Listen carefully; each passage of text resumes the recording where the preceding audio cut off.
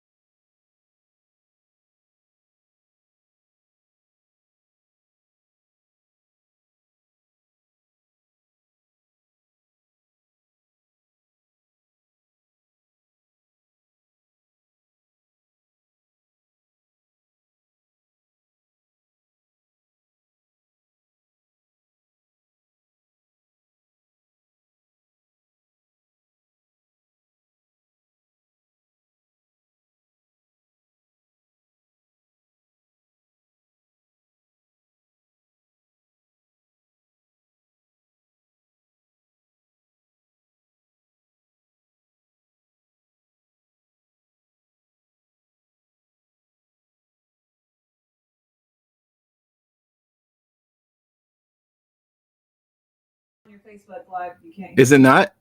All right. Can you hear me now? Ooh. Daddy, ask me questions now. Huh? Ask me questions. Give me a second. Is it not? All right. Can you hear me now? Okay, try it now. All right. Can you hear me now?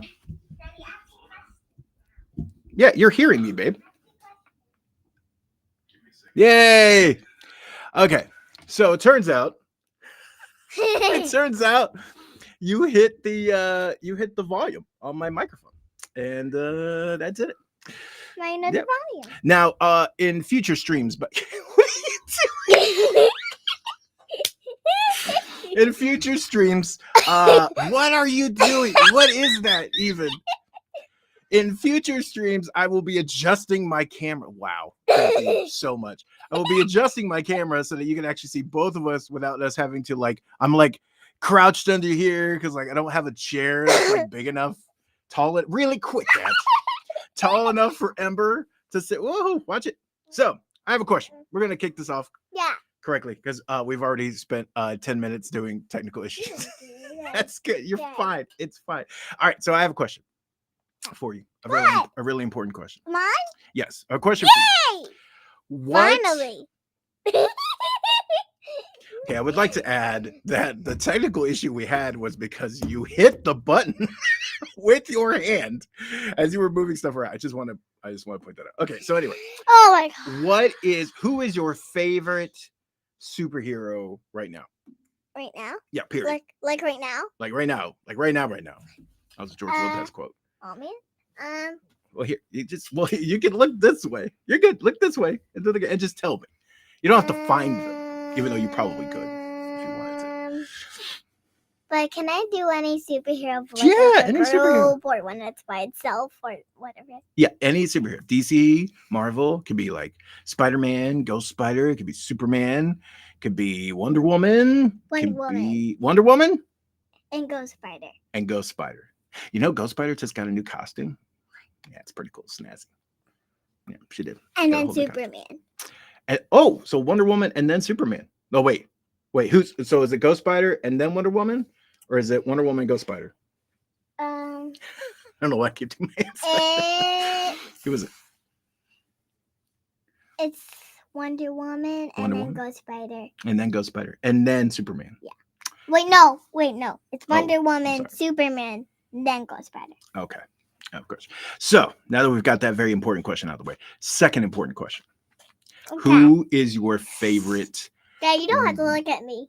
Wrestler. I do have to look at you. I like to look around. My favorite wrestler is Becky and Alexa. Becky Lynch, Alexa Bliss. Good job. And then Cody Rhodes. And Cody. Oh, high five. Oh, wait. Whoa. I thought your favorite was Liv Morgan. Oh yeah, and Liv Morgan. It's like 4 favorites. Who's the top?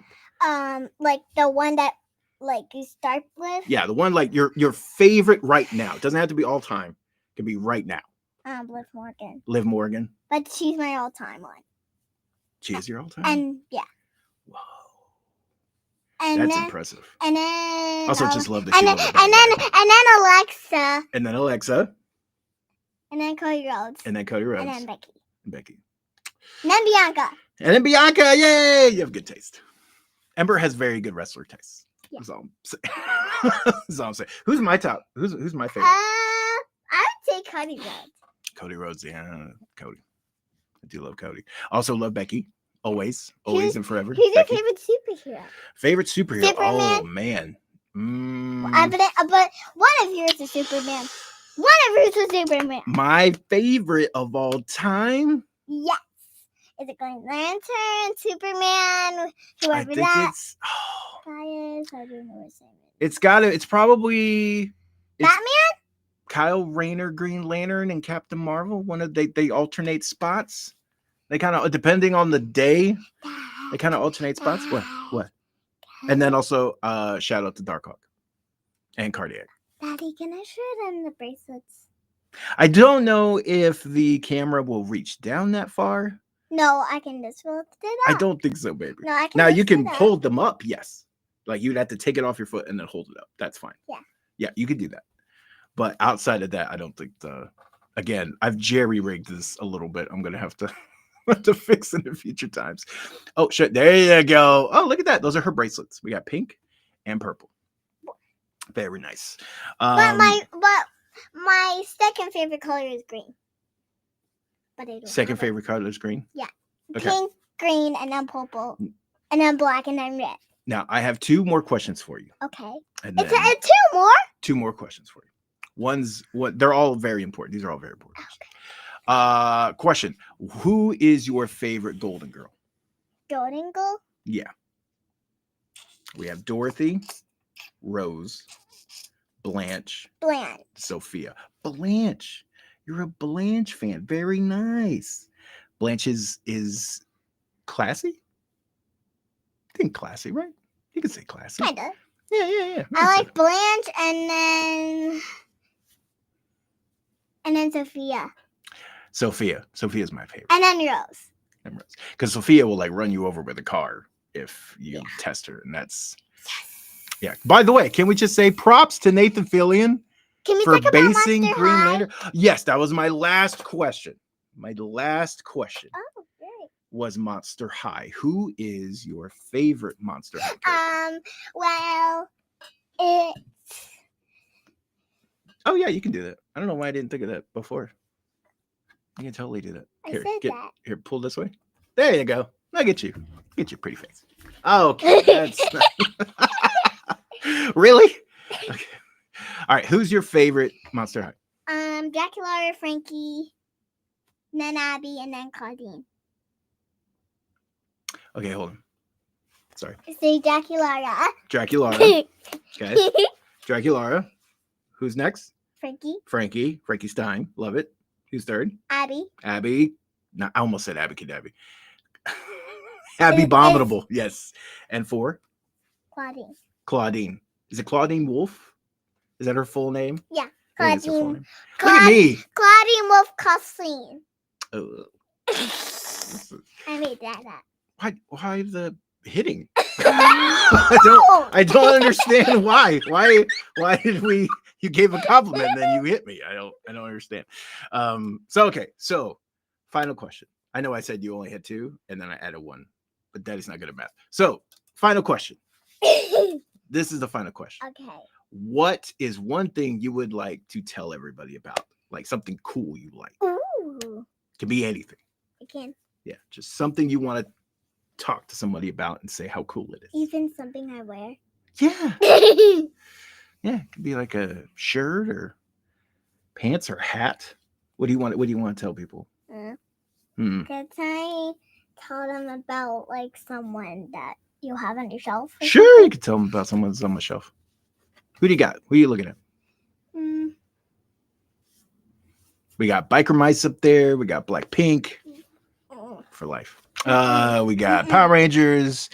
You can't see them because of my big old head, but we got No, they can't. wrestling. They can't see.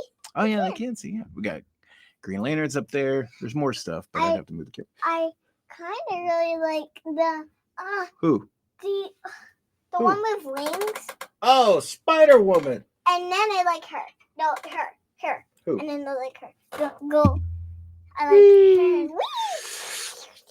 All right, and who? And then go up. Oh, I can't reach her. Aw. I can't reach her from here, but that's okay. Why? I can't because I have to like get up and like go back there and get it. But is that Firestar? It's Firestar, isn't it? Yeah. Okay.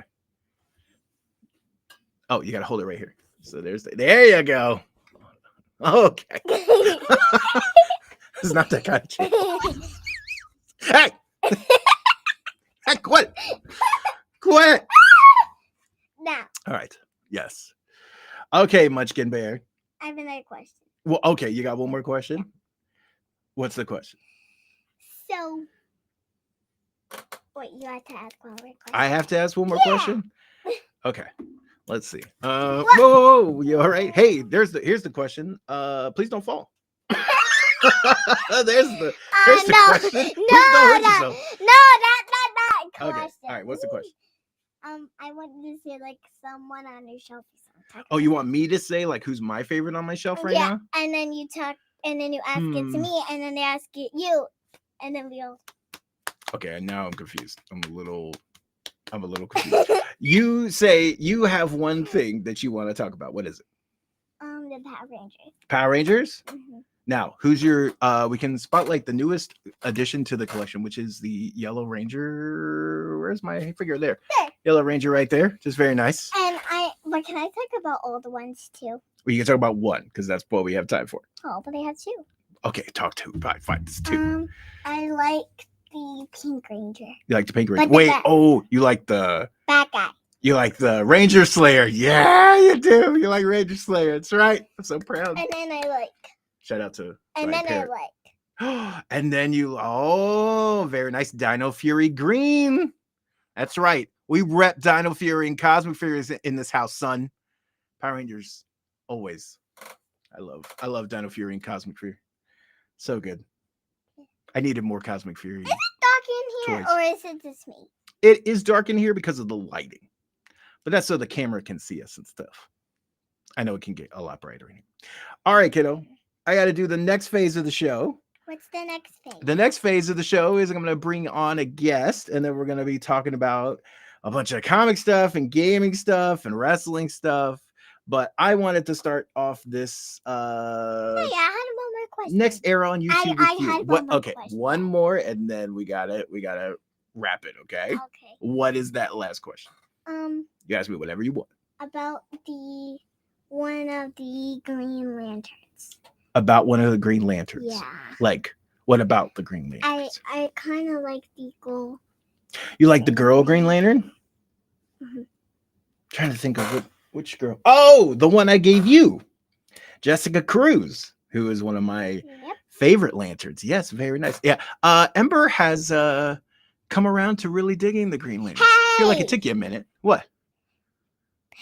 And the gold Green Lantern is, and the gold Green Lantern is the boy Green Lantern's kid. The girl Green Lantern is the boy Green Lantern's kid. Yeah. Okay.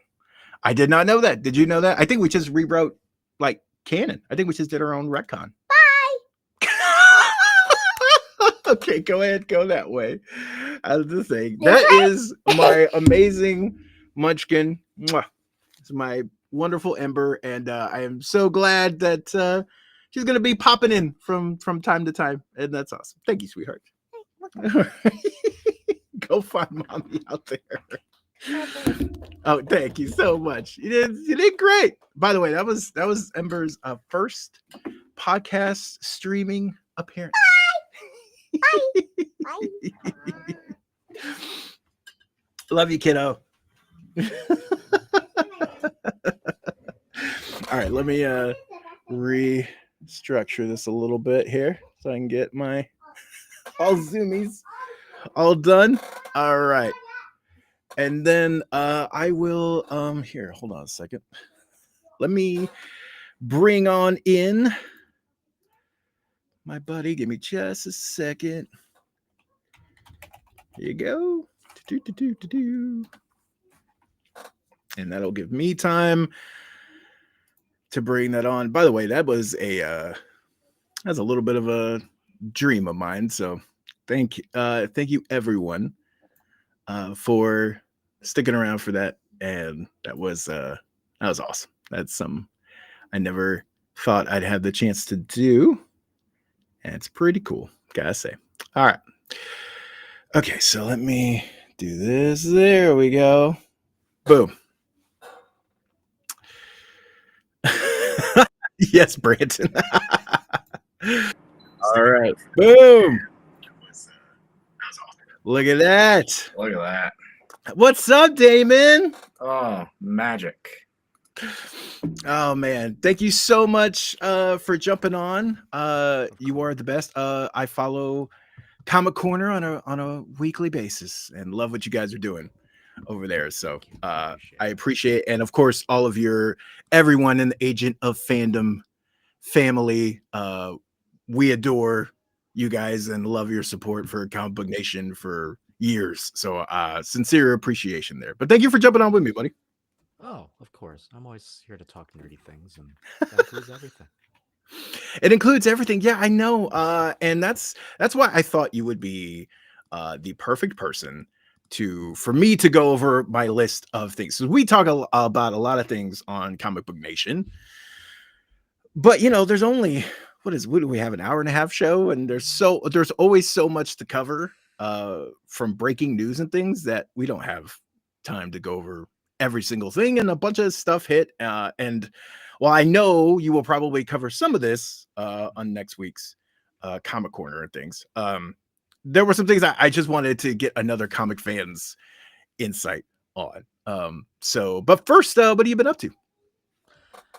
Man, been like weirdly not busy, but I've been doing a lot. I've been going to a lot of shows, music shows. Went to the city a bunch for shows. Went to see the Club World Cup in New York City, New Jersey technically. So a lot of soccer, a lot of music, and a lot of comic booking, and a lot of Switch 2ing. Oh, you have a Switch 2? Switch 2. I'll talk about it later. Oh man, I'm jealous. I'm so jealous. Oh man, actually really fun when we get to it. It's actually kind of a funny story how that entire thing kind of happened. Yeah, I have been I got teased a lot about the Switch the last time I brought up the Switch on the show. I was teased as being outdated, possibly using 8 tracks and playing on 3DOs, which I think is completely unfair. That's not at all what I was doing. But yeah, I'm very excited to jump into the next generation. But I thought let's start with comics, because there was some announcements over the past few days that I thought were really interesting, and also one of them could kind of shake up some things as far as like how comics are distributed and those kinds of things. But let's start with Spidey, because I feel like Spider-Man is a lightning rod pretty much in every single way, regardless of an announcement. But there was a new announcement of kind of the next this kind of next big story for Spidey, which will take place after the Joe Kelly story is wrapped.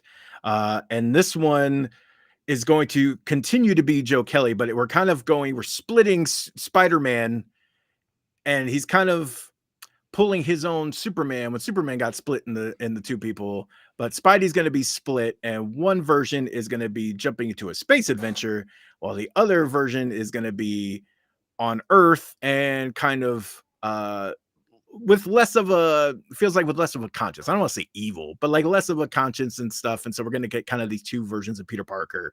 Pepe Larraz is going to do the artwork in space, and then John Romita Jr. is going to be kind of doing the Earthbound side of that story.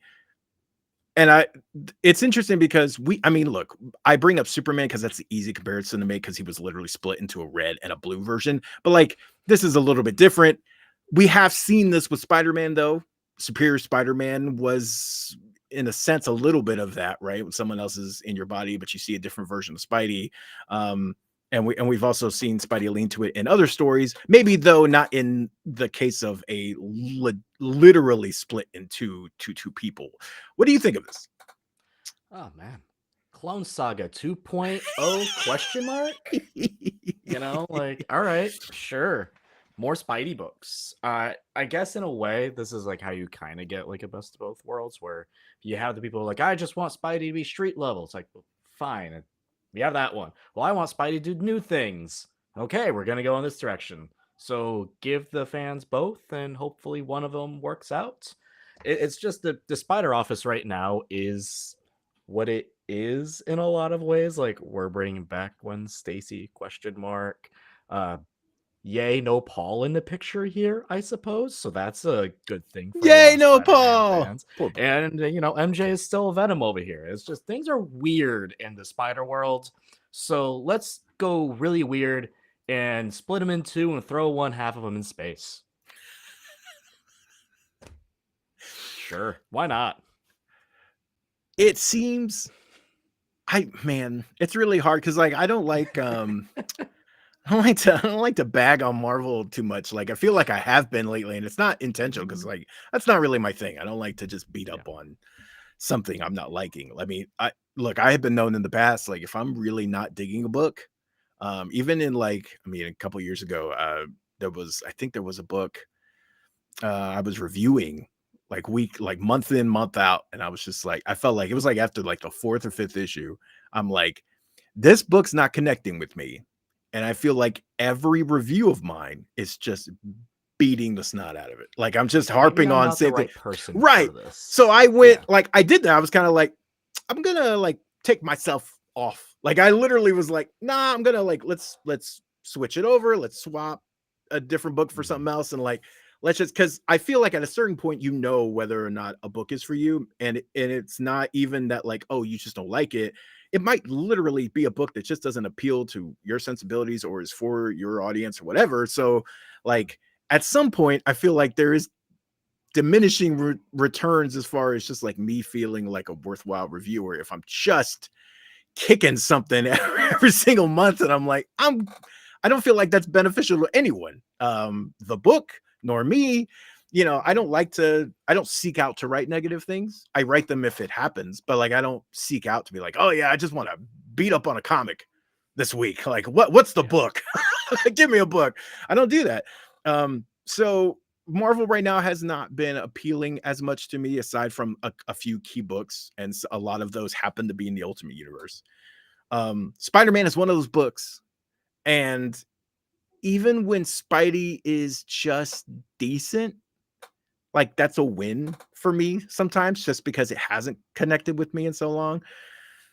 I like the idea of this, but there is a part of me that can't help but feel like it is something we've explored already with It's that hard to character. do with a character who's been around for so long, right? It's the Yeah, Batman problem.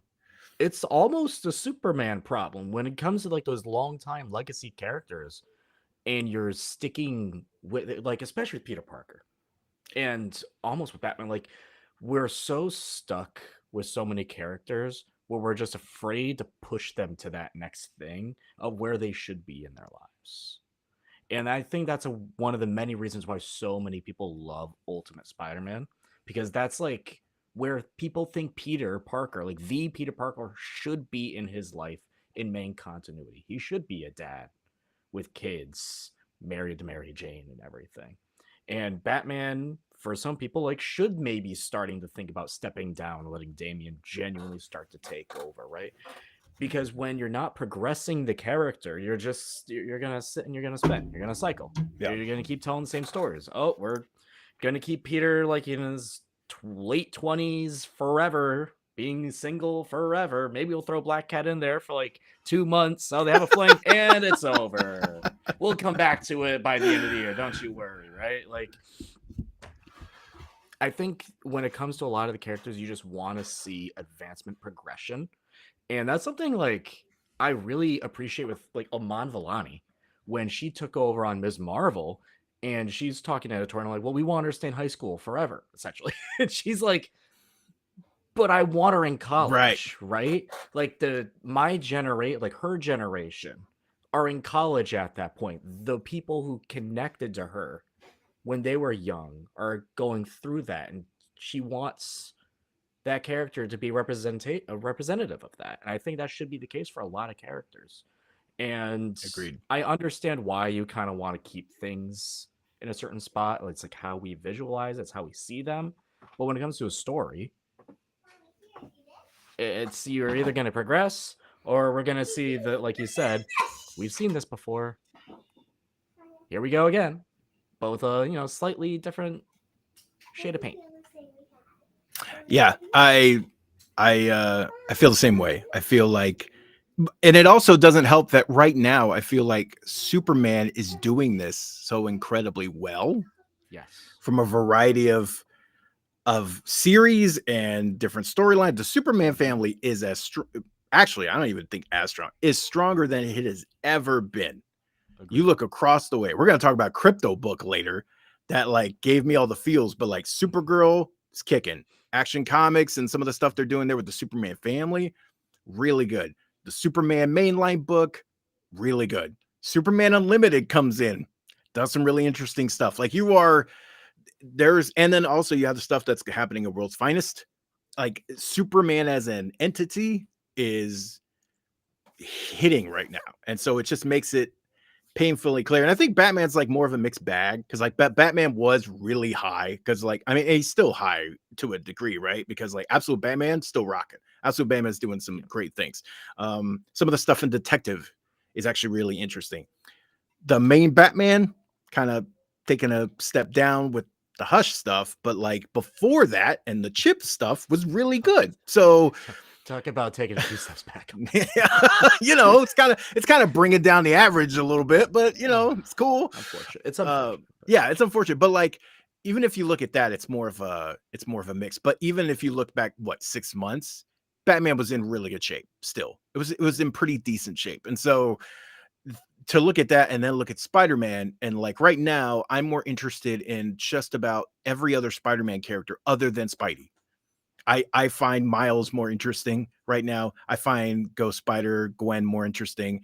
I love Spider-Boy. Spider-Boy is great. Like all of these things are clicking, and the main Spider-Man outside of Ultimate, because Ultimate Spider-Man is like tops for me. That's fantastic. But like outside of that, main Spider-Man is just like it's there.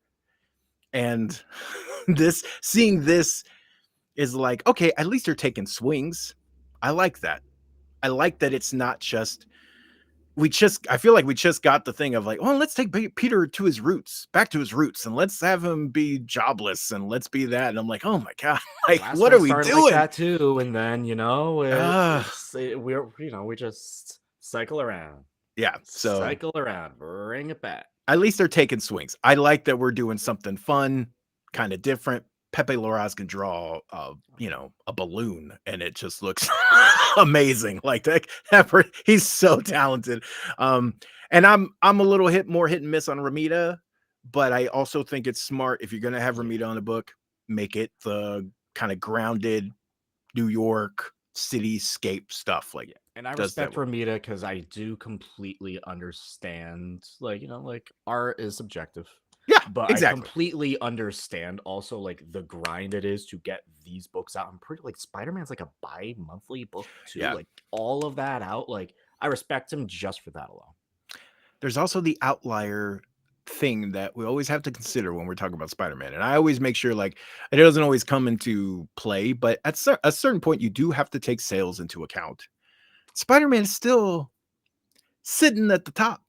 It's still, Marvel, for as much as I've dinged Marvel for the X-Men relaunch, which to me is just it's not trash because it's not, there's things I like about it interspersed throughout some of the other things, but as a whole, like, woof, like it's just, I'm not feeling it. So I look at that and go, but it still sells. Like X-Men is more mixed, but like Spidey's top seller every single month. There's an Amazing Spidey in the top 5, if not top 2, and a lot of cases it's the top book. So I do have to go like, maybe I'm not the audience. Maybe it doesn't matter that I'm not the audience. Spidey to me is just like one of those books that'll always sell. But to me, it's almost as a problem if it's not number 1. Same thing with Batman. If those aren't their number 1 and 2 books, then it's almost a problem. It almost is, right? It's good also, like I'm seeing like the Ultimate and Absolute titles take those over. Yeah. So there's a reason for it. It's because they're really flipping good. So they're really good. Moving to DC real quick. I will always celebrate a Tom Taylor DC project. I will never, doesn't even matter what it is. All I got to read is Tom Taylor and I go, yep, I'm in. I'm going to at least give it a chance. But I love it when he actually does some fun things and takes some big swings. And we have Court, Children of the Round Table, an all the ages comic series coming from Tom Taylor and Daniele Di Nicuolo, who many will know from his time on Mighty Morphin Power Rangers, because Shattered Grid, Kyle Higgins, Daniele were doing amazing work in Shattered Grid, and that continued over to Seven Secrets, which I also really dug. And so they're going to be teaming up on this book that is essentially, just like it says, focusing on this kind of young, this group of kids.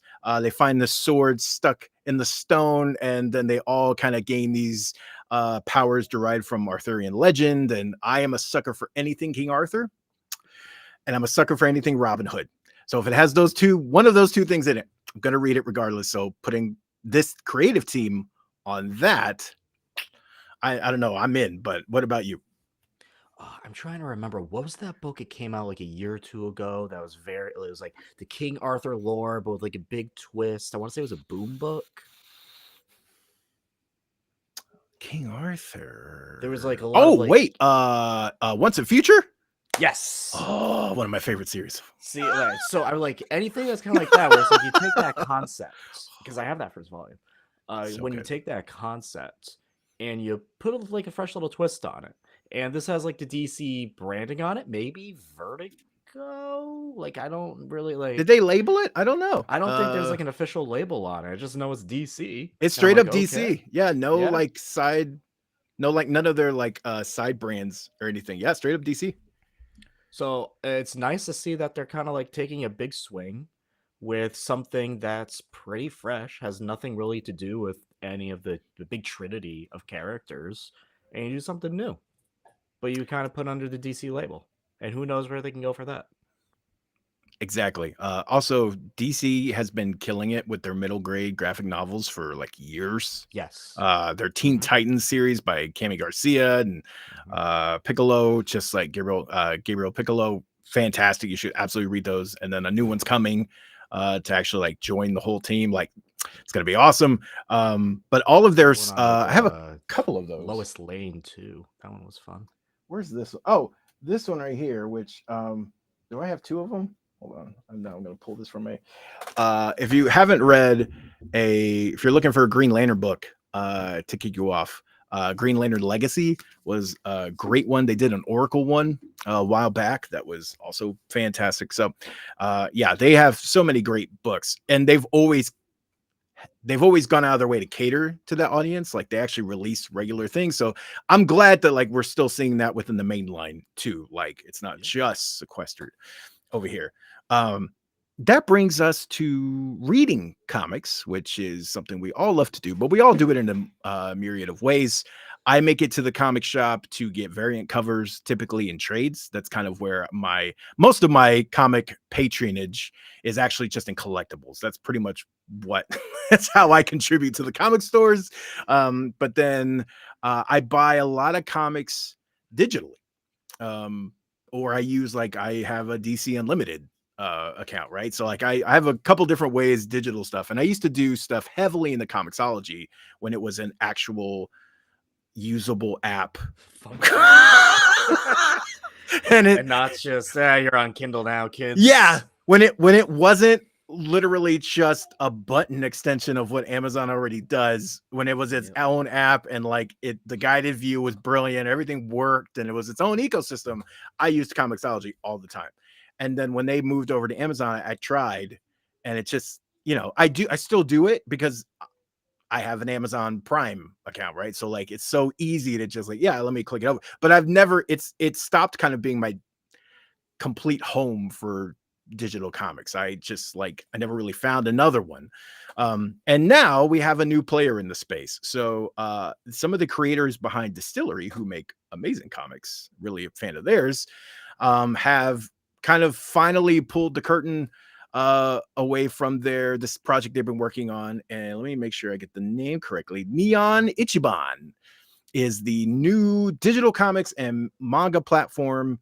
They've already opened up signups so you can register, and it kind of puts you in line for when it launches. But there will be, if you sign up now, there's going to be kind of little digital goodies and things like that they'll apply. That part is live now. The full release will be later this year. The biggest thing about this, well, there's two big things. One, people behind it. I really enjoyed what's been going on with Distillery as a comics publisher.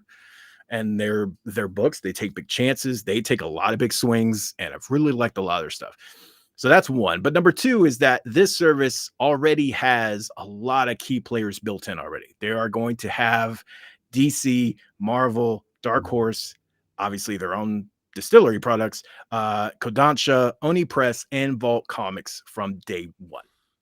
That's a big list. And while there's still some obviously missing, we talked about Boom Studios is not on this list. I don't see Image. That would be a big one. But Mad Cave is another one. There's some service, there's some places, Dynamite. Yeah. There's some places I would like to get on here to have everything, but that's huge. And even just to have the big two from day one is big. But then to have so many other options, and even when you sign in and you set up your account, they're automatically asking you hey, what do you like to read? Do you want all of your things in manga format, or do you want it in comics format? And so they're already it's all built in. They're really trying to merge these two worlds together into one thing. It's pretty slick.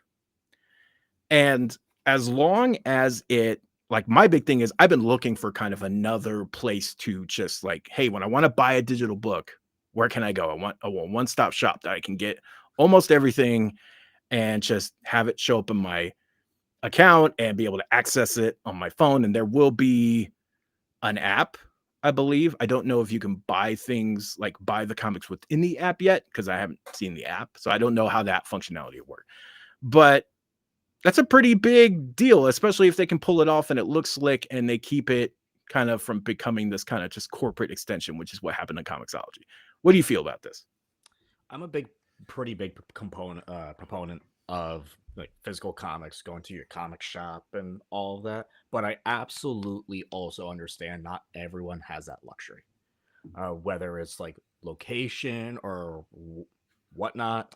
I understand that like not everyone could just go to their comic shop if they have one, which I'm lucky enough to have several near me. One where we have a very good comic community around. So digital comics are still important, and creating a place where you have the big two plus manga plus, oh god, you'd said distillery, and vault, which stuff I really enjoyed there. Like that's a good spot. That's a good start, and that makes me happy at the very least. I will be very interested to see, at least on a purchasing level within the app, how easy that is, because when it comes down to like Amazon, which is really like the only real proponent now, because Marvel stopped like being able to buy things directly through the app, which is like mind blowing to me. That was Really? I haven't they used it in a stopped. while. Oh yeah, because it's only the Marvel Unlimited app is the only Marvel Comics app now. The Marvel Comics app is dead, and everything is in Marvel Unlimited. You can't buy single comics on Marvel Unlimited now, which you used to on the Marvel Comics app. And that was always like a spot where I was just like, hey, you just want Marvel Comics, like that's like in digital and you can't get to a comic shop. That's the place to go because it's all within the app and everything. And now that's gone, which like is mind-blowing to me. So when you're just looking for something like that, it's a little difficult to navigate. So if they can make the purchasing process easy, unlike Amazon where you have to do things on like a desktop or through a web page and then go back into your Kindle app, because you can't just do everything within the app because everything's all extra complicated for whatever reason. I think it has something to do with like the tax and the percentage that the iTunes store or whatever gets. It's all weird like that. So hopefully with this, they just make things easy to buy. That And would then be maybe the if you big can thing. add the other things in there, like the guided readings and That's got the guided panels and all of that after that, then we're cooking. Yeah, I gave up my at this point I'm pretty much like all digital, unless you know, like I said, like those absolute variant covers have been getting me so much. Like I bought so many for the wall. They're like decoration. And I also just want to have like a physical copy. Same way with trades. Like I'll have a trade from me, but like single issues, just with like the nature of my job too and stuff, because like sometimes I'll need to read something really quick and be like, okay, I need to read this to like just either get caught up because of something else or whatever. It's like digital, boom. It's in my box. Great, it's mine. You know, that's, and also I got spoiled on Decent Limited's been pretty great, because like I went ahead and like I'm on the next, not the ultimate tier, but like the one in between, like the next tier, and like it's been great to just binge a bunch. I'm up late or whatever, and I'm How like, many let months me is put that my one phone. behind? Because I know the ultimate tier was like you're only a month behind, which was So nuts. this one is the, Is it like 2 months behind? I think it's, if I'm correct, I think I'm on a 2 month. I think it's like 2 months behind. Okay, that's not bad. Okay. Yeah, which is like cool, because right, because like if I can make it, and also too, I don't have a lot of stores right in close proximity to me. I used to, and then they closed down. So when I first moved here, I found a comic store and I was so hyped, because I was literally, it was my first week here in Indiana, and I moved, and Anissa actually found them on Facebook. So like, here, you have a comic store, go check them out. And they were awesome. Like they had a whole rack just of the newest week's variant covers, just of that. So like Just when variants, yeah. oh my gosh, was it Night Terrors, the Superman or the DC event? Yeah, Night Terrors. Was that Night? Beast Boy died, and then came Yes. back. So, but when they were doing all those variants, they had an Yeah. entire rack that was just whatever the previous 2 weeks variants were. And then like they actually had an extensive, like 2 shelves of the past like a week or two's books. So like they were really like current. They had a lot of copies of those books. So even if you didn't go in Wednesday and you went in over the weekend, you could still find copies of books that you were seeking out, right? And then they had an extensive back issue thing. And the problem I have run into with some of the other stores is that their quantities are more limited. So like if I don't make it in there on a Wednesday, and it's not necessarily convenient for me to make it on a Wednesday because of my schedule, and also because they're not exactly like super close. They're not down the street. They're all 20-25 minutes away. Then I go in like on a Saturday or something and they're out. Like they only had 4, maybe 5 copies, sometimes less. And then it's like, we sold out. I was like, I went to go get the flip book, the DC All-In flip book, and I had to get the second wave because I could not find. And then I finally just ordered it online. I was like, all right, I'm just gonna get a copy, but like I couldn't find it. So that's like a real problem sometimes when you need to read a book or you just want to read a book within a relatively timely time, but you can't get out there on a Wednesday. And some have even started doing like, when DC was doing Tuesdays, then it's even more pronounced because then I'm so glad DC got off the Tuesday thing. I agree. I liked it for a bit. Glad. And then I went, I'm okay that it's gone. Like it's one of those things where I liked it and then now that it's gone, I really don't miss it. So my shop, I'm so lucky with my shop, BoomTube Comics in Connecticut. I love him. Dan does a great job because when you're talking about like current books, the whole wall is just current books. He has a shelf of everything that came in just this week, the back shelf of all of the nice variant, like the super variants, and like the 1 in 25s, some 1 in 50s, 1 in 10s, and all that stuff, all the incentives. He has a whole wall of just those. Nice. And you can go in, and he's been killing it with like the absolute and the ultimate stuff, which has been like selling out left and right. But he always somehow has like a few extra copies lying around. Like he's great with that. But yeah, I'm really, really, really lucky with that at the very least. So I totally understand. Yeah, it's it's not something I used to have a store that was like kind of right in the middle as far as that. Like they would carry enough copies to be like have some surplus, but they rode the line, and a lot of comic stores have to. So that's not even any shade on my part. Like, look, you got it, you do what you got to do to keep the doors open and survive. It doesn't matter that it inconveniences me. I'm okay with you doing that. There's no shade at all, but it's just one of those realities, right? You just got to kind of think about it. One thing that you added that I did want to talk about. What do you feel about this? Absolute DC has now built up. What do we have? 6 series? We have 6 series now. Ultimate Marvel has 5? It's like 5 or 6 6 each. Yeah. I'm actually gonna pause on that. Maybe up to 7. I'm gonna pause on that. We'll get to that in a minute. I actually switched over your thing, so I saw Marvel and DC crossover. Yes. I want to get to that first. Because we got a bunch of big news drops in regards to like some creative teams. We've also seen some covers with some not. How are you feeling about this in general? And how do you feel about crossovers between these two in the past too? This seemed inevitable. It felt real. Like I knew this was coming in a way. Last year we had a convention here in Connecticut at Terrificon, which in my opinion is like the best comic convention in the New England area.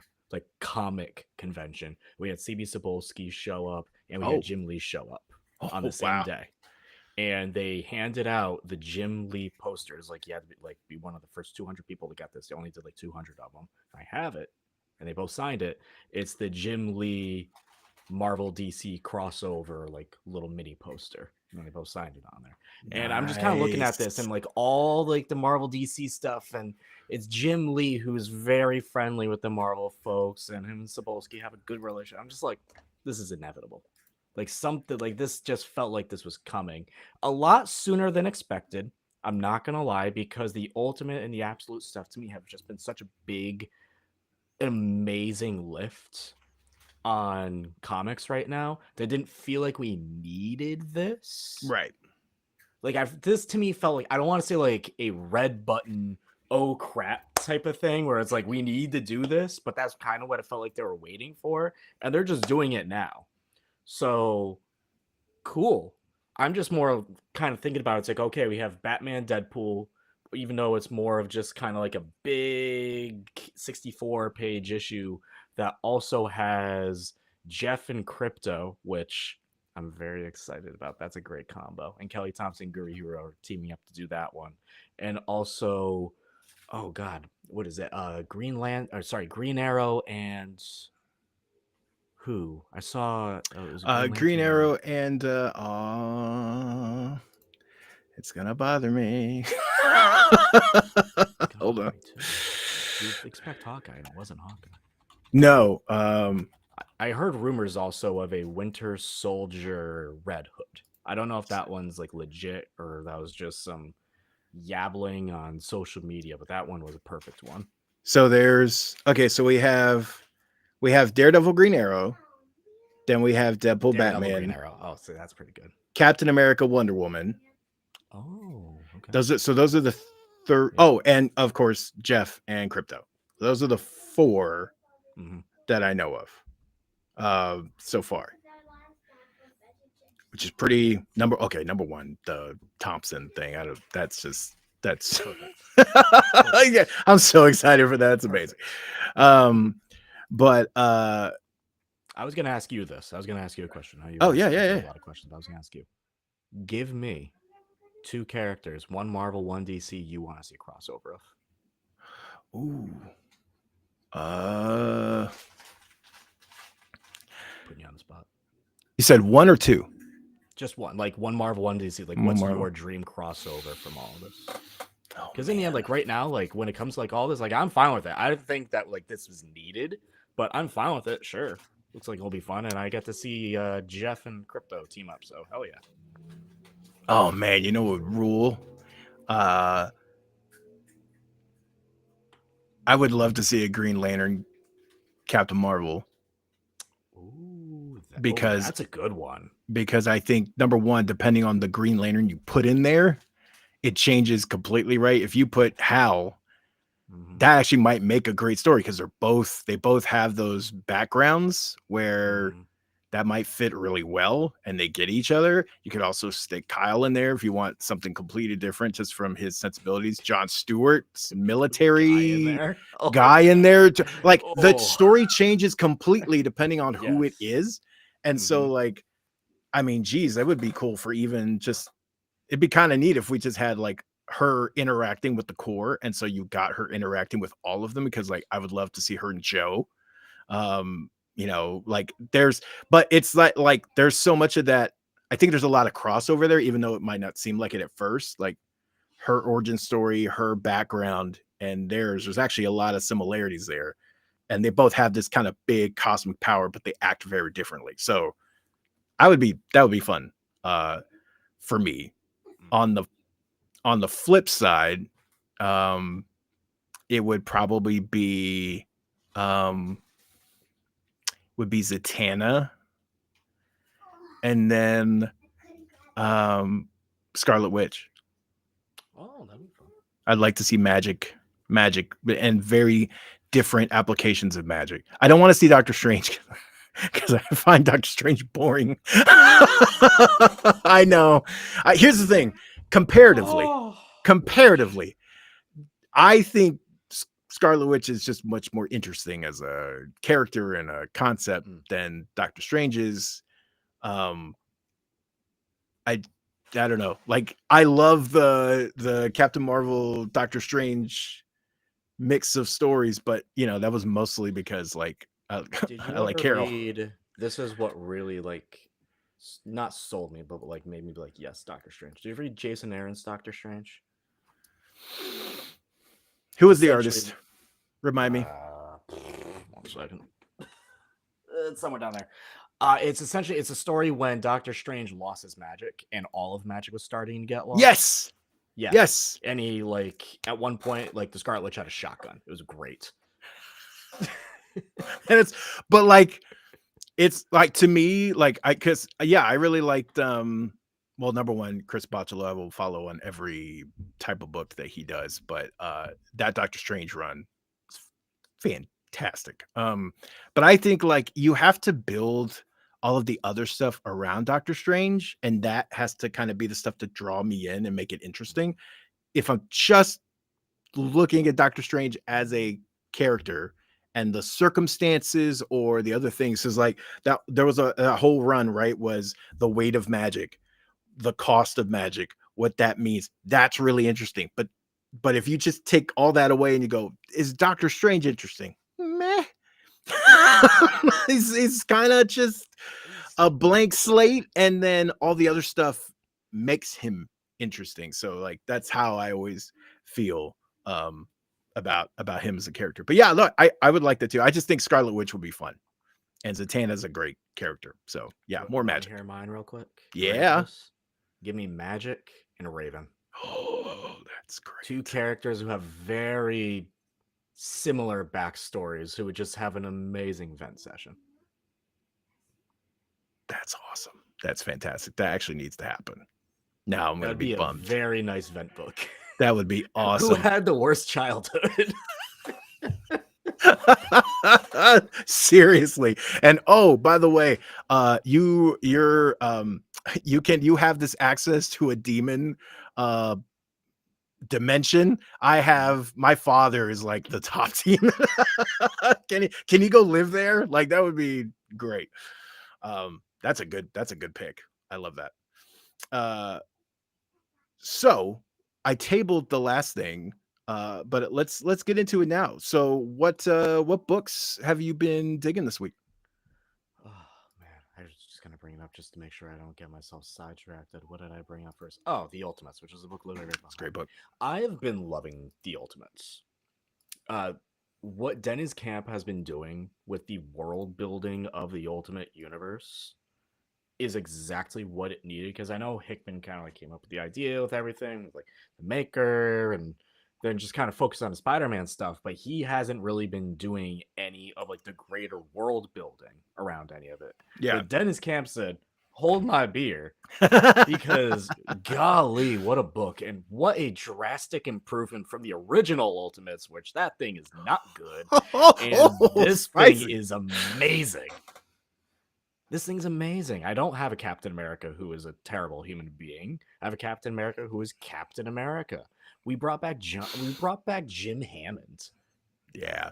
Which is super cool. We have like the entire issue with Doom, just the Doom issue, to me should have been nominated for an Eisner. Where it was like the whole Fantastic Four backstory and the 4 panels, each telling like page by page what was going on in that time, and that was incredible. I've been loving that book. What he also did with Hank, acknowledging 616 Hank, but being like straight up saying, I don't want to be that. I can't put this on. I want to be that. And Janice saying, it's okay. You're not that. You are you. Is it an amazing way to still have Hank Pym in there and make him feel like a completely different, like a Hank you can actually root for, which is like, yes. I love the new Hawkeye that they brought in with Charlie. Charlie's super cool. Hawkeye is like my favorite character. Kate and Clint both. So bringing in a new Hawkeye to the family and having them be really cool was great. Like Native also perfect. Just been digging it. I love that book. It feels like almost every issue has just been a banger after banger, and now we're in a world where yeah, you got that. Now we're in a world where it literally behind me says Ultimates 3.0. We're like on our 3rd version of the Ultimates, where Brandon will know because I complain about this all the time. Like my least favorite thing in the world is time travel. In the first issue, it's time travel focused. I'm like, no. Yeah. And then they're like, all right, we're never doing this again. Well, the only way to beat the Maker at this point is to really do time travel.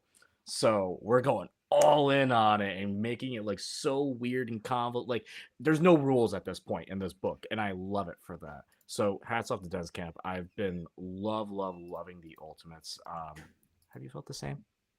Yeah, I am interested that I haven't read the original Ultimates in a very long time. Don't need to. It's fine. It's Like been- I started last year. Literally, the last year I started myself. I'm like, I'm gonna sit down and reread AVX, and I finished. I'm Oh, like, gosh. why did I do that? Okay. I'm like, why did I do that? No. Okay, now that one. Okay, wait though. It can't be as bad as AVX is. I hate calling things trash, but that and It Civil wasn't War good. 2 are pretty close to the bottom. It Okay. wasn't those things are as close to trash as I It get. wasn't good. Oh man. Yeah, it's been a long time. Now I remember at the time digging it. And I, because like I was like, I like Mark Millar, right? So I was like, oh, at the time I was very much digging that it was different, but it would be interesting to watch. Like if there's a series that probably has that kind of time capsule status of like, hey, this didn't necessarily age so well, it would be that run. And so I kind of almost want to go back and reread it now because I agree with you wholeheartedly. Like I love this version of the Ultimates. I have loved the fact that they just in one issue encapsulated everything about Hank Pym that you've wanted the regular universe to get to for so long now. That character feels so lost now in the main continuity. And he's just because he's been so many things and he was Ultron for a while and all that other stuff. And now it's like this is like getting back to that, but you don't lose all of the weight of those decisions. Like that was done so well. And here it's the same thing. Like this initial concept of the Maker having, being away for a year or whatever, is interesting to build around. But then like once you start getting to the time shifting and all that, it could have gotten heady very quickly. I think they did a really good job of not letting it overwhelm. Yeah. And so I dig what they're doing here. Like the Ultimates is great. I have no complaints. Did you read this last issue? Yeah. Yeah. So they pretty much just turned Tony into Ultron. Yeah. And so freaking cool. Like we talk about Hank being Ultron, it's like, oh yeah. No, and this Tony's Ultron. It's like, oh, that just makes so much sense. Yeah. It's awesome. Yeah, no complaints. This book and pretty much at this point, I always get grief. Aside from Ultimate X-Men, I have enjoyed. I don't like them. Okay, is it just like I feel like we have this conversation all the time. Is it just because it's called X-Men?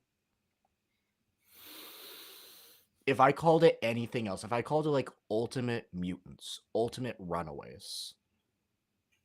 You know what? If you had Ultimate Runaways or something, maybe my expectations change, and so maybe like I'm less down on it because I do agree that like the name has an effect.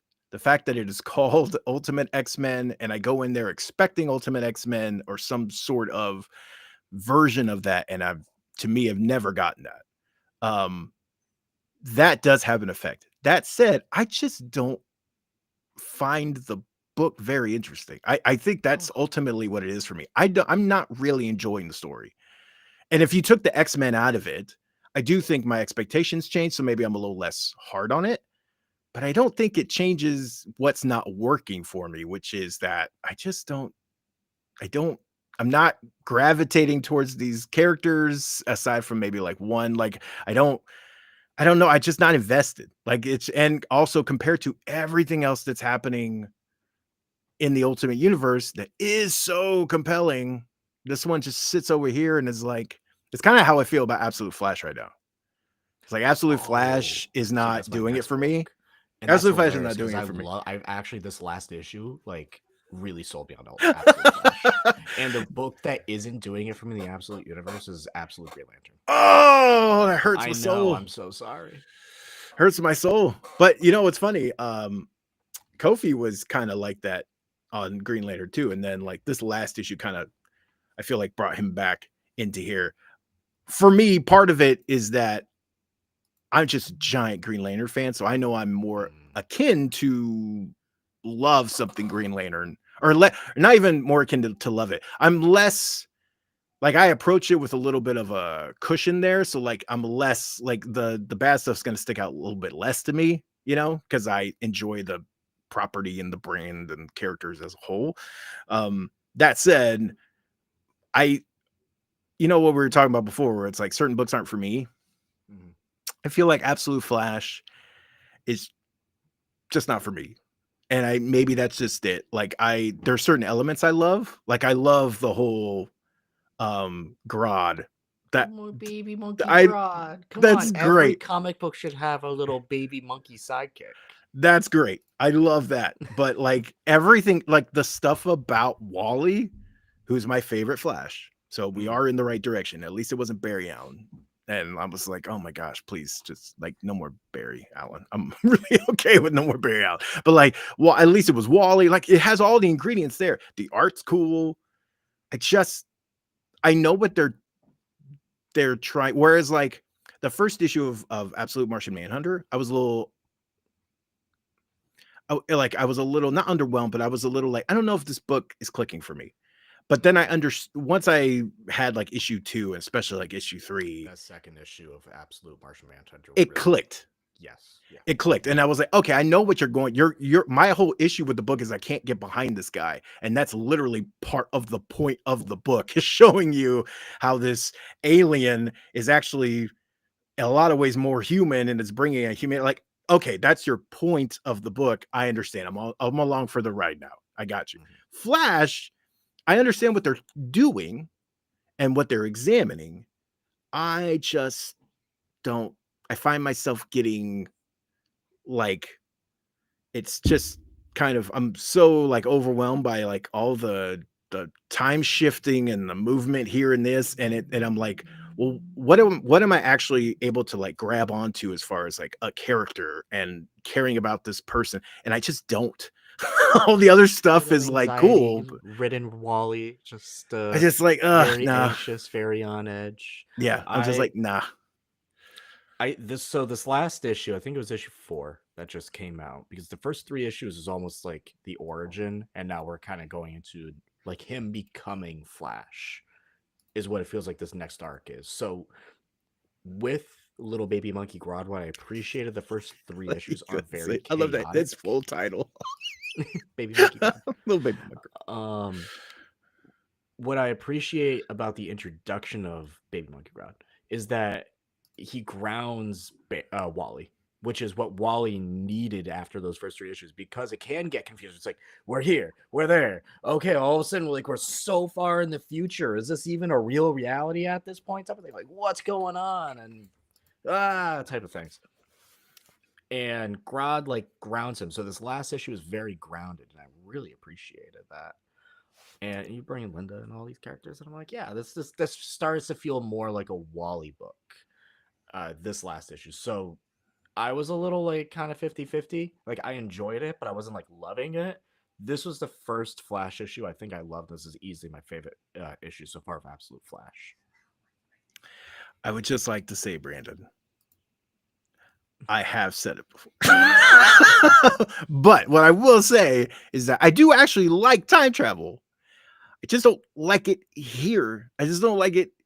Like, give me a marathon of Sliders. Like, I'm all about time travel and dimension hopping and whatever, right? Like, I love Cable. I can deal with time travel. Even some Cable stories go way off the reservation. Like, I had an entire theory, like not like headcanon. I had an entire headcanon that in Avengers Endgame they didn't actually time travel. Man, I would probably. They went to different universes. They multiverse hopped. But because the multiverse wasn't the multiverse yet, because of the TVA, they all just told the same story. My brain hurts right now.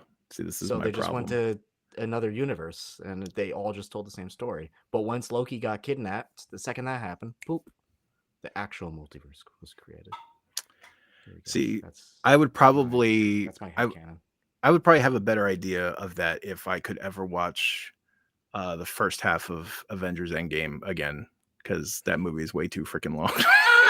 I'm never gonna watch Endgame in its full entirety at one time ever again. I'm gonna watch the clips of the things I like and then go peace out to the other 2.5 hours of that movie that doesn't need to exist. Oh man, yeah. But every time I bring that up, Anissa like gets mad at me because she's like, "How dare you? How dare you?" As she watches like clips of it, I'm just like, "I'm sorry." I will say though, Anissa, who is my wonderful wife, has actually changed my perception of Age of Ultron, and I actually really enjoy that movie because I've seen it now. I'm not kidding. I've seen parts of it like 5 times in the last like year because she watches it all the time. And I go, man, that was great. I forgot how good that was. Hey, this is pretty good. It has its problems. I'm just saying, like, I've gained a whole new appreciation for Age of Ultron that I didn't have before. And you know, I don't think the same could ever be done for like Iron Man 2 or Iron Man 3. I don't like that one either. But like, hey, you know, I'm just putting that out there. But yes, I know I don't. Endgame is an amazing moment in time. It's not the best movie, and I'm not gonna. It's not on my regular like comic playlist. I've upset Brandon. I apologize.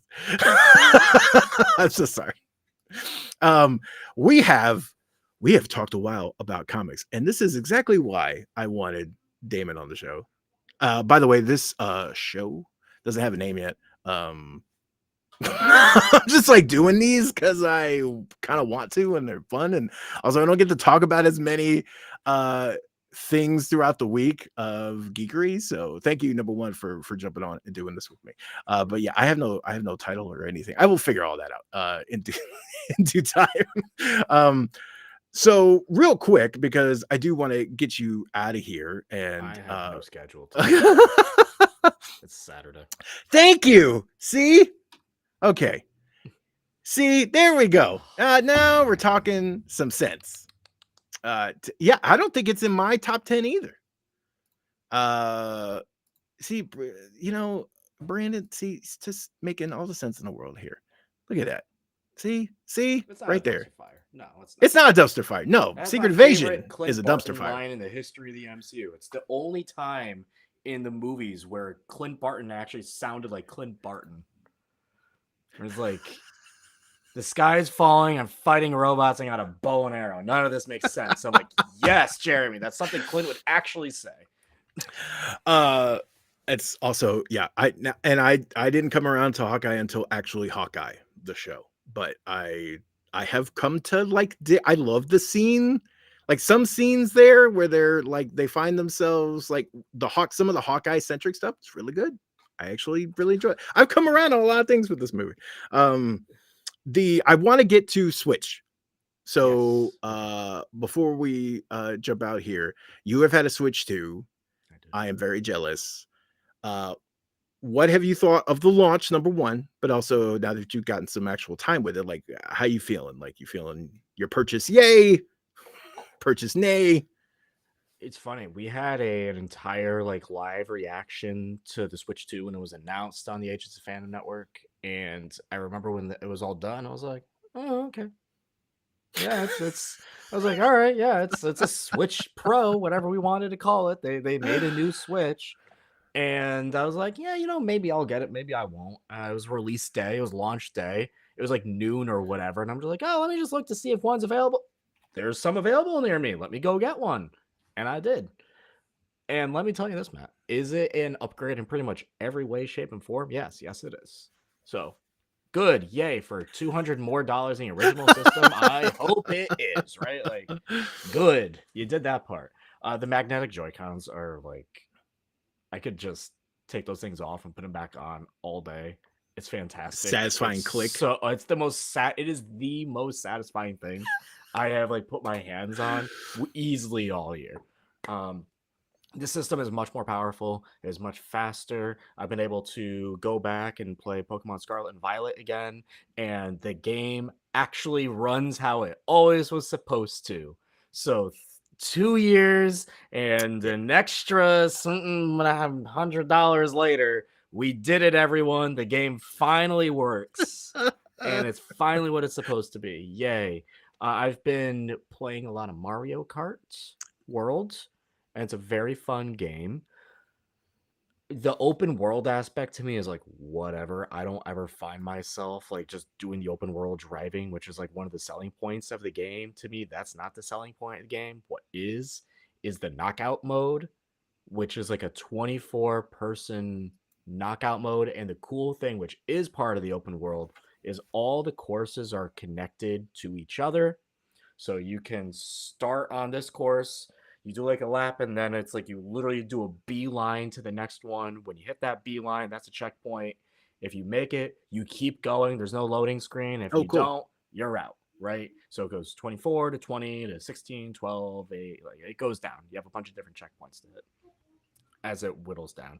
And I find myself doing like that almost 99% of the time when I play that game. It's a delight. It's a blast. I love it.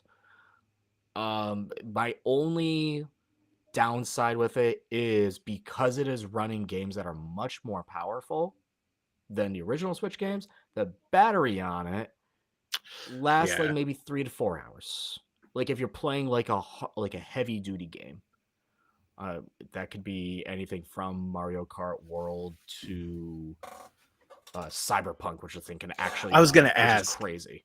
I was gonna ask. Like, yeah, that it probably goes on for like 3 hours or 4 hours of battery, which, in my opinion, is pretty good for Cyberpunk. Right? I was gonna Like, ask if you played it. I have not, but I've seen people play it, and like it runs mostly well. That's There's like a couple areas where like starts to hit a frame issue, but that's almost like to be expected in some cases. That's kind of incredible. Yeah. So that's how powerful the system is. And I really hope Nintendo keeps putting more and more into pushing the system and what it can do. I'm really excited about this new Donkey Kong game.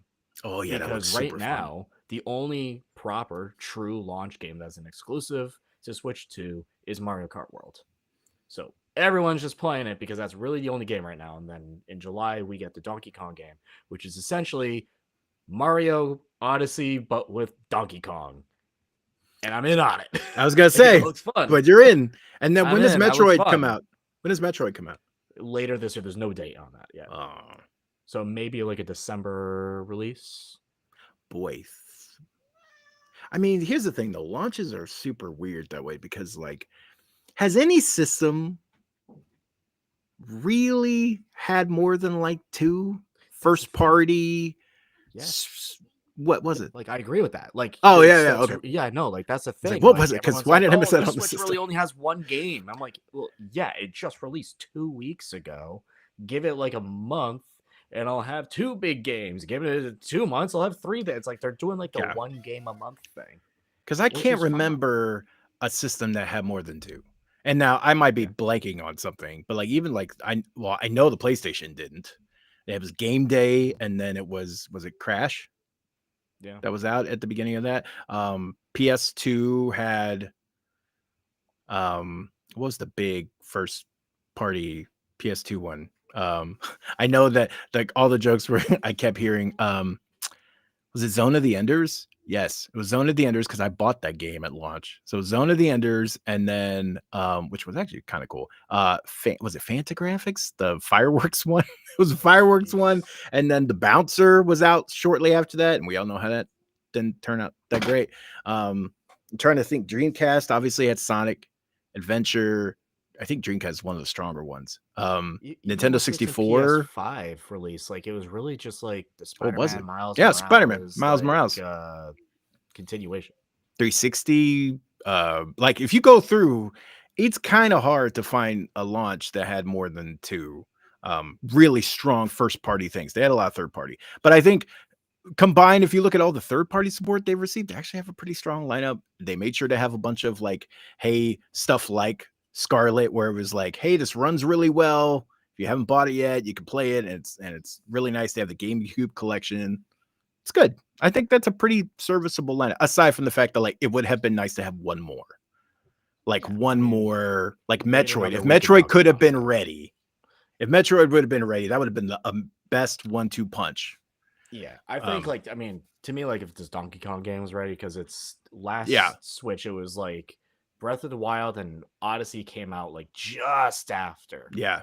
So I know the original Switch, I had like the Breath of the Wild launcher. That was like the big game that should really showcase what this thing can do. And I really feel like the new Donkey Kong game's gonna be that. It looks I mean, good. I feel like they tried to show that with Mario Kart Odyssey to be like, see, we have a whole open world. You can drive around and everything. I'm like, all right, cool. That's fine. Just drive around. I have a question for you because me and you, I haven't had a chance to play as much in groups lately, but me and you did jump into some Marvel Rivals a while back. I continue to play.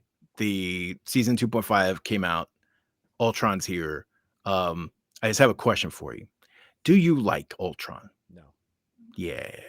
I'm a support main mostly too. Like I mostly support because I mostly Cloak and Dagger. I know I can't aim. I don't care. I play Cloak and Dagger mostly, and that's what I feel like Ultron is in a way because he's like a attacking support, but I feel like I can do that role better with Cloak and Dagger than I can with Ultron. Yeah, I agree. Or Rocket at this point. Rocket's been buffed enough to where I think Rocket is just... Rocket. Like I've seen straight up just like DPS rockets. Yeah, I see a lot more like, rockets now with the buffs. Poor Jeff got nerfed to hell though. Yeah. Okay. Number one, I went back to Jeff the other day after I haven't been Jeff for a minute because like my two support. Well, I'm a Vanguard and I tend to lately be a Vanguard main and then like a healer second and then finally a duelist. Like if there's a slot and I'm like just bored, I'm like, yeah, okay, I'll play duelist. But typically I'm a Vanguard, I'm either Magneto or I'm a Frost. And then I'll go Invisible Woman or Jeff. But it's been a minute since I have been Jeff, and it had been since the last two buffs and nerfs since I've been Jeff. So I do my first match with Jeff.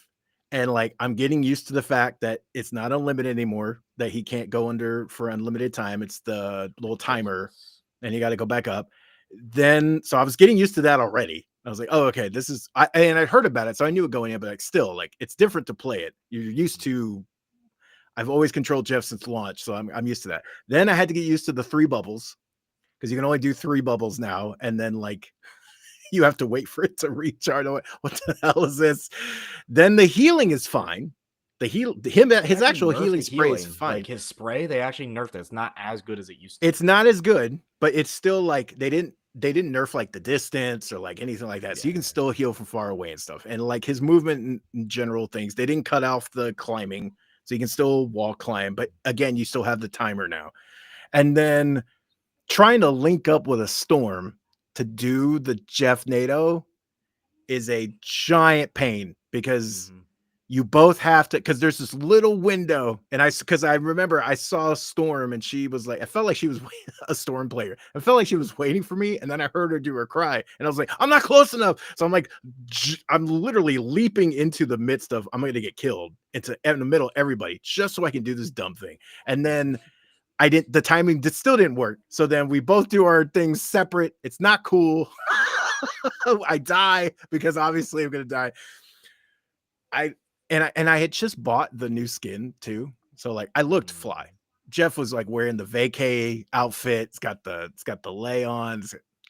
And I need to practice with this new scenario because I'm not, as of right now, like I sucked that whole match. I was not good. It's like, I'm so sorry. I think I went back to playing somebody else just so I could not let the team down. I think I went back to, yes, because I was getting owned so badly. I think I had like 5 deaths and we hadn't like reached the middle point. I went, okay, I'm going to drag the entire team down. I clearly need some time in the shop before I can come back with Jeff. Let me go Invisible Woman. We end up winning. Now, I'm not saying it's because of me, but I am saying I did play my role a hell of a lot better with someone that I was not actively uncomfortable with because of all the changes. Like, they didn't do anything to Invisible Woman. She's been the same. So, but Ultron, that main beam, his main attack sucks. It's not good. It's shorter than you think it is. It like cuts off like abruptly. It's almost like he's unleashing a fart from his hand. It's very weird. It makes a very odd sound. And then it You'd goes think it would on. have the same range as Iron Man's beam, and it doesn't. It doesn't. Yeah, and then it's like the delay between blasts is so long. Like you just sit there and like I'm waiting, and he's not doing anything. I dig the shield thing, the drone thing. That's cool, but it never feels like I'm really healing or helping my team. I feel like I'm doing all those things and be like, it doesn't feel. I don't know. It doesn't feel like if you get a cloak and dagger and invisible woman and you start really getting in the middle of that, you feel like you're helping your team. You can see that everybody's. You can't see any of that with him. His ultimate's dope. His flying is slow. So like Storm, you can at least maneuver and get behind some cover kind of quickly. With him, he's like a train in the sky. It's like, why are you so slow? He just gets picked off. I don't know. I'm not a fan. I'm sure he'll get adjusted and he'll be fine. But Storm sucked at one time too, evidently, and now she's fantastic. So she was not good when that game dropped. And now she's great. Then they did a lot. So I'm waiting for them to do that with Magic again. Oh, slowly, she needs a buff to the point where she's just no one fears her anymore. I can't poke the sword around a corner and people get scared. It's just like, oh, okay. I'm like, oh, the intimidation's gone. Yeah, I thought they would. I was feeling the same way when they took away my Scarlet Witch team up, because I always play Magneto, and so when they took away that attack was huge. For Magneto, yeah. Because if someone was playing Scarlet Witch, I would immediately switch to Magneto, because I'm like, yes, I get my super sword attack, because it's like a whole other attack, like it's huge.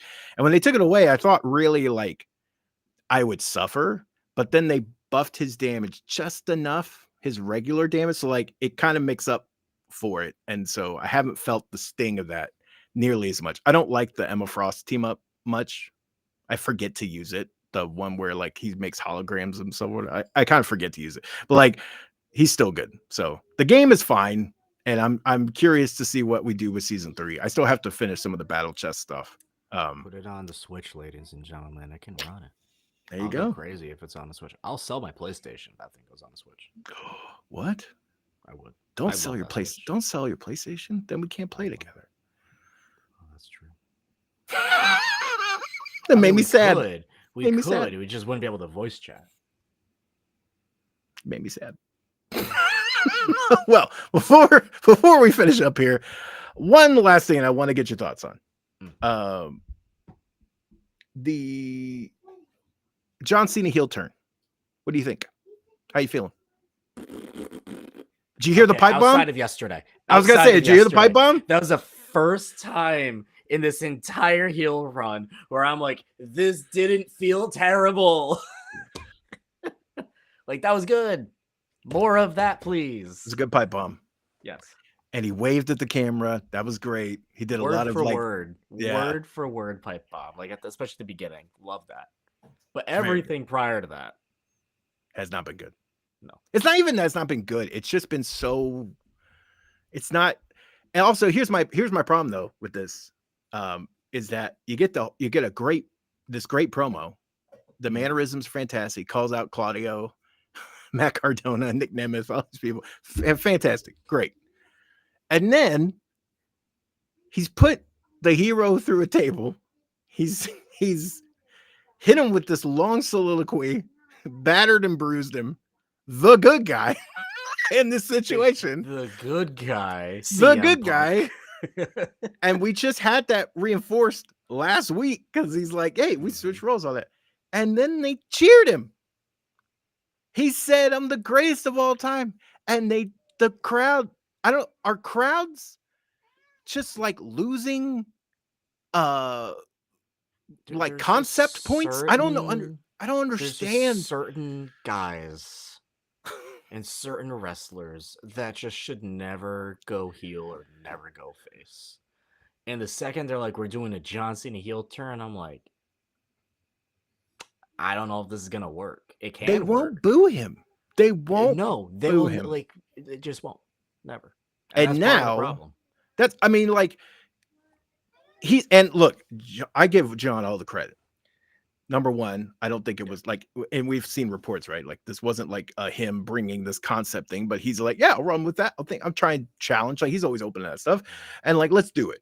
And he has done his best to me to turn that, like to play into that. So like here you saw him like smirking at the crowd. He's made a whole thing of like, you're the problem. Like you will cheer whoever. Like he's made that into as much a narrative into his turn as he could.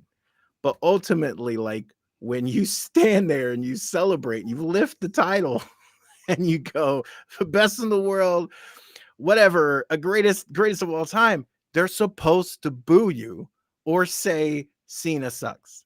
And instead, you get almost a standing ovation. And I'm like, it was almost an ovation because it's like, yeah, you finally did a good heel promo. I think that's what it is. It's just so, You did this it. is so terribly executed. And it's Yeah. not Cena's fault to a degree. I don't think he can do anything. I don't think unless he literally came out and I like, really don't think he could do anything. I don't think Like, I mean, it's just one of those words I just can't ever in no world take him seriously as a heel. And I think He's that's not- the biggest problem. and then what makes it worse though is he keeps doing like they show backstage footage of him with people and he's still John Cena. He's still doing interviews. That's just him. Yeah, it's just him. And so it's not working. And at least with the final boss, The Rock has kind of separated his Hollywood persona from his wrestling persona before this latest run, I will say, because he's done a terrible job of, now it's just all this mishmash. I don't even know what it is. But before that, he was actually, he whispered to Cody Rhodes, Matt. it's like, so he starts talking to Mama Rhodes. Dude it's weird. I'm totally fine. I love it actually when you get to talk to a superstar or you get to talk to a wrestler and they're open about the things that go into the business. I find that interesting. I like interviewing people when we talk about that. I'm also totally fine doing a kayfabe interview too, because those can be interesting as well. If handled correctly. Like if you can also be boring in kayfabe. I've had things where it's happened where it's like, oh my God, say something that's not like a promo, like say something that's not that, right? But for the most part, like I love that. So that's not the problem. I like seeing those sides and I have no issue with like suspending belief, watching something that's entertaining, whatever. I have no problem separating those things. It's just when like The Rock recently has just done such a weird job of it. You don't know, it changes constantly. There's no consistency to it. And then when it's like whatever kind of suits the moment, I'm gonna the way he talks about it, it's just like, I don't know. It's just it's such a mishmash and there's no real line. And so then it just all becomes noise. You can't focus. And so, for John, I just think the way it was done, if this had been an organic story over the course of 2 years and then he really turns and you see that happen, I think we're having a different conversation. I'm not saying John Cena couldn't turn heel. What I'm saying is that here it feels very forced and it feels like we had this idea, we went ahead and did it, and now we're just trying to make the best of it. And John's sitting there trying to do his damnedest to make it work, and it just is not landing. Meanwhile, They could have made this work, in my opinion, if you genuinely had John's side with something that everyone hates, and not just like siding with The Rock. But, Yeah. like, The Rock comes out and he's like, and I'm here to overtake Triple H. You throw in that Right. real world thing kind of going on. Yeah, there. right. And John Cena's like, yeah, I'm with it. Then you can get people to really get like, because right now it's just not believable in any way, Right. shape, or form. Like I can't even suspend my disbelief on this. But if you added that layer to it, then Yeah. I could have like believed it a little bit more. Give me something like to really hate John. Also, Rock would have to show up for that storyline because he's got to be a You're fixture. not wrong. Yeah. He's got to be a fixture. He's got to be a part of the story. And then, yes, because I believe you, then all of a sudden we're blending real life backstage reports of friction to yes, then I'm with you. It also hurts to me in comparison because you have two people who just turned heel and they're both doing a magnificent job and they've shown what a real heel turn looks like. And Naomi has been killing it ever since she returned, but this heel run is phenomenal. Her mannerisms, everything she's doing with her character, her vignettes, all that stuff. And then when she gets in the ring, like she has been fantastic. And Becky came back. And while I was not very happy with the fact that she turned heel, because I was like, oh man, you just got back. And why did you do that? And all that. She has turned my opinion around. And she's done what you want a heel to do, which is number one, she built up Lyra. Lyra is a freaking star now in the eyes of more audiences than she was before this Becky turn, because for sure. their matches have been great, but Becky like has allowed Lyra is like a force, and Becky has allowed her kind of risen that like she's done such a good. It's what a heel's supposed to do. It's supposed to make the face look great, and I think they've done a good job of that. And then also like she came back and she had like a genuine reason. She fed into Bailey. People were super pissed about Bailey. She turned that and made it in the story, and now we get Bailey and her. That's what a heel's supposed to do. So I just feel like all of those factors. I feel bad because it's hard, John. I get it. I couldn't turn heel. I mean, I could turn heel. My wife would say I could probably turn heel rather easily, but I'm just saying, like, you know, it's hard. I'm not saying it's not easy. All right. Well, sir, I thank you. I thank you for jumping on here and geeking out with me. I'm going to do more of these over the course of, from now on, because it's fun. I dig it. And whenever you want to jump on again, you just let me know. I'm always happy to have you. But where can, for the two people watching or one person watching, where can they find you? Find me in very few places because I left the bad place. Oh, good for you. I did this a while ago. This was like my beginning of the year. Like I'm leaving it, I'm doing it, and since then it's been so peaceful. It's been so peaceful. So I'm on Blue Sky at Damon.Bluesky, whatever that is. Like you can find me on there, Damon Gray Blue Sky. I'm also on like Instagram, but that's more like just me going to concerts like almost all the time. So if you just want some concert vids or some show vids, like that's the place to go for that. But yeah, it's been peaceful, Matt. Do the same. I can't leave the bad place because I have a job that is linked to Twitter. However, I have pretty much stopped posting there for anything other than work related things. And so the only place I shared this was Blue Sky because I was like, yeah, we're doing that. You can find me at Night of Oa on Blue Sky. But yeah, until next time around, thank you, Damon. Catch everybody later. Thank you, Brandon, for jumping in the chat. Really appreciate you, buddy. And have a great weekend, folks.